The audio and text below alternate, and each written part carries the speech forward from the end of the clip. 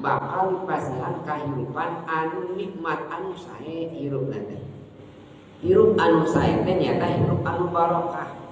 Hirup anu sae teh di mana hirup cakep ka Gusti Allah. Hirup anu sae teh sanes hirup anu dina tumpukan harta, sanes luhurna jabatan. Tapi hirup anu sae teh di mana urang hirupna cakep ka Gusti Allah. Sabab jami anu hirupna cakep ka Gusti Allah, ku Allah bakal dibere kasenangan lahir jeung batin. Bener. Jami bagja teu pandang bulu, boga duit bisa senang, teu boga duit oge tiasa senang. Allah mah gampangin mere kasenangan kajami nu teu boga duit. Allah menang mere kasusah kajami anu bruk di juru brok di pantok ngalayah di imah bapak hartana.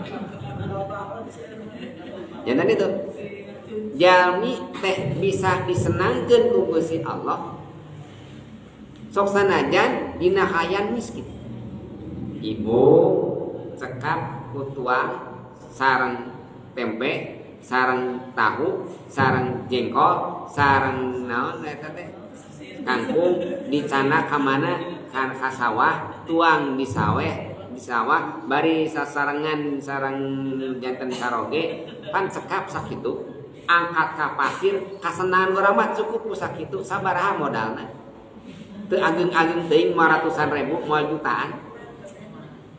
Caroge ibu cekap meser ji samsu atau jarum coklat 2 batang, teras meser cai kopi 3.000, si kopi hidung teh giniannya, teras angkat nangkring di tongkrongan ngobrol jeung rencanganana bisa seuri ku 7.000 eta teh.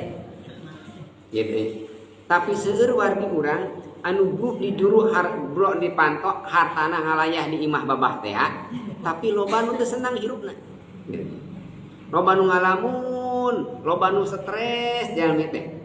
Allah mah gampangeun mere kasenangan ka jalmi anu fakir.